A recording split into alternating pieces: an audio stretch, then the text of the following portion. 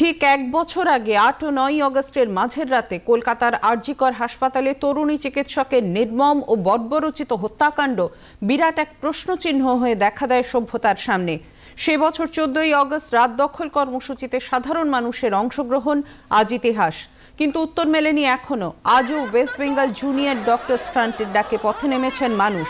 College street থেকে মশাল মিছিল রওনা হয়েছে শ্যামবাজার অভিমুখে, সেখানে রাতভর অবস্থান। আরজিকর আন্দোলনের অন্যতম মুখ ডক্টর দেবাশিস হালদার ন্যায় বিচার অধরা থাকায় অভিযোগের আঙুল তুলেছেন রাজ্য প্রশাসনের পাশাপাশি সিবিআই এর দিকেও। বিচার কেন অধরা সেই জায়গাটা মনে করানোর জন্যই আজকে আমরা রাস্তা। এর জন্য যেমন দায়ী পুলিশ প্রশাসন, যেমন দায়ী স্বাস্থ্য প্রশাসন, যেমন দায়ী সন্দীপ ঘোষ, আশিস পান্ডে সিন্ডিকেট গ্যাং, যেমন দায়ী শাসক দলের একাংশ, ঠিক তেমনি দায়ী সিবিআই। যে সিবিআই আজকে বৃহত্তর ষড়যন্ত্রের কথা বললো, যারা তথ্য প্রমাণ লোপাটের জন্য গ্রেপ্তার করলো অভিজিৎ মণ্ডল এবং সন্দীপ ঘোষকে, কিন্তু একটা সাপ্লিমেন্টারি চার্জশিট দিতে পারলো না।